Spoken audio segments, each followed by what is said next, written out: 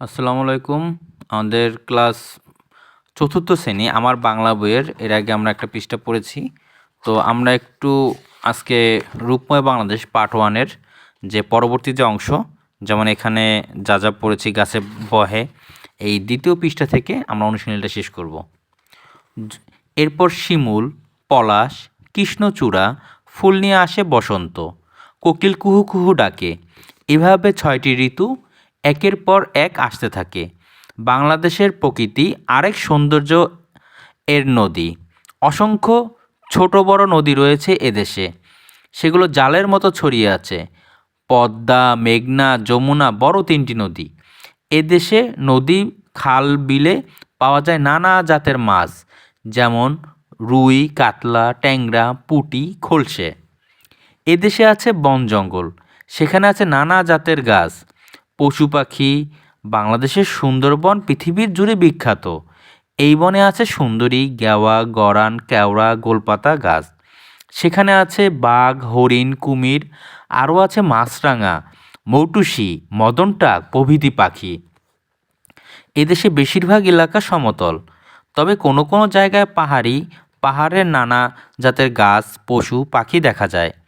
রাঙামাটি, বান্দরবন, খাগড়াছড়ি পাহাড়ি এলাকায়, এছাড়া ময়মনসিংহ ও সিলেট অঞ্চলে ছোট বড় পাহাড় আছে। বাংলাদেশের দক্ষিণে আছে বঙ্গোপসাগর ও মোহনায় ইলিশের আবাস।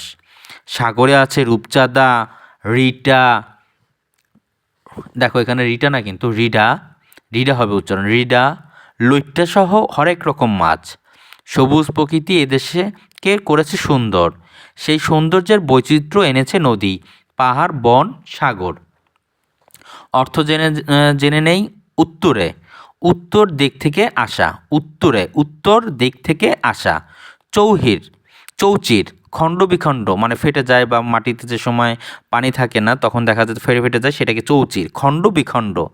মোহনা, নদী যেখানে সাগর বা অন্য নদী মিশে, মানে কয়েকটা নদী, যেমন 3টা নদী একসাথে যদি মিশে, বা 2টা নদী যেখানে মিশে, সেটাকে মোহনা বলে। ঠিক আছে, আমরা একটু বর্ণ বিষয়ে করি, যে বর্ণ বসে শব্দ তৈরি করি। পো কি, এখানে দেখো এইটার হিসাবটা এই যে, ঠিক আছে, প্রকৃতি, তাইলে এখানে তরস্বীকারের তি, বর্ণ বসিয়ে শব্দ তৈরি করি। প্রকৃতি বা প্রকৃত। দোল ন, প্রকৃত, দোল ন, দোলন চাপা। তারপরে এটা কি হবে, না লি, কি হবে, এখানে আমাদের যে হিসাব অনুযায়ী জলজ, বা সোজা কথা এখানে বর্ণটা আমাদের এখান থেকে খুঁজে বের করতে হবে, যে দেখো এখান সাথে কোনটা মেলে, যে সেই অনুযায়ী আমাদের খুঁজে বের করলে আমরা সেই অনুযায়ী একটা হিসাব করতে পারবো। দেখি এখানে আমরা দেখেছিলাম কি না।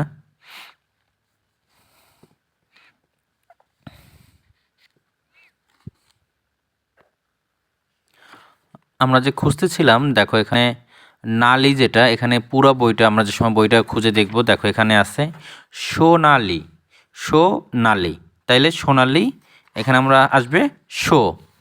তারপরে আছে জ ড্যাশ ল, এখানে দেখো জ, জঙ্গল, ঠিক আছে, এটা হবে জঙ্গল। এখানে সোনালি, এখানে সোনালি, এখানে জঙ্গল, এটা কিন্তু একটা যুক্তবর্ণ শিখে, যুক্তবর্ণগুলো আমি দিয়ে দিছি, সেই যুক্তবর্ণগুলো দেখে নিও আগের ক্লাসে।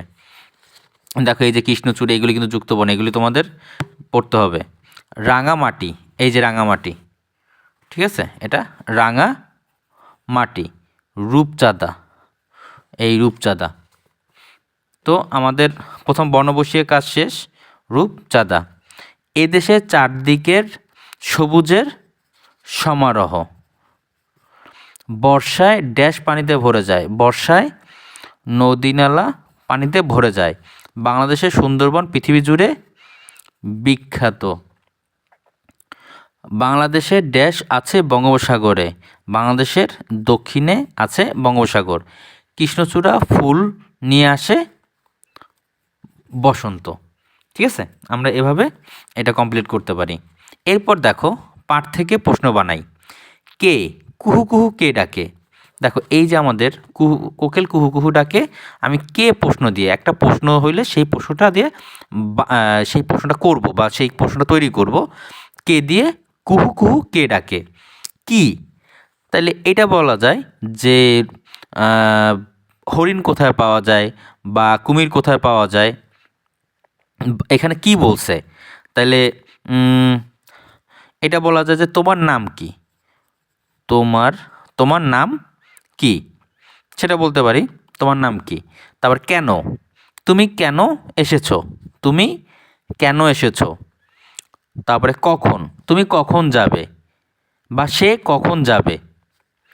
কোথায়, বাড়িটি কোথায় বা তোমার বাসা কোথায়। পাইছো প্রশ্ন, মানে আমাদের এখানে প্রশ্ন বানায়, আমরা কিন্তু পাঠ না, উত্তর না, আমাকে প্রশ্ন বানাইতে বলছে। কেমন, তুমি কেমন আছো, তুমি কেমন আছো। দেখো এখানে ছবি একটা বলছে যে ছবি দেখে বিবরণ লিখি, টোটালটা একটা বিবরণের, যেমন এটা তুমি দেখতেই পাচ্ছ যেখানে মাছ নিয়ে বসে আছে একটা লোক, এই একটা মহিলা, সে বাজার করছে, বাজারের ভিতরে ভালোই বাজার করছে। এই বাজারে যারা আছে ফুলকপি, তরমুজ বা বাঙি যা কিছু, লাউ কুমড়া, মাছ টাছ বিক্রি করতেছে। তাহলে এটা দেখেই বুঝাইতেছে এটা বাজার। এবং এই যে উপরে একটা গাছ আছে, একটা আম আছে, তারপরে এই যে মাথায় নিয়ে আবার আসছে বিভিন্ন জিনিস বিক্রি করার জন্য, তারপরে এই যে কথা বলতেছে, ওই যে দোকান, বিভিন্ন রকম। তাইলে এখানে ছবির বিবরণে যদি তোমাদের দিতে হয়, তোমরা এখানে ওরকমভাবে বলতে পারো যে এখানে একটি বাজার, বাজারের ভিতরে এক গৃহবধূ বা এক মা, সে বাজার করতে আসছে, কেউ মাছ বিক্রি করতেছে, কেউ সবজি বিক্রি করতেছে, কেউ হাটে কেউ কেনাবেচা করতেছে, এইরকম করে কিছু কথা লিখবে।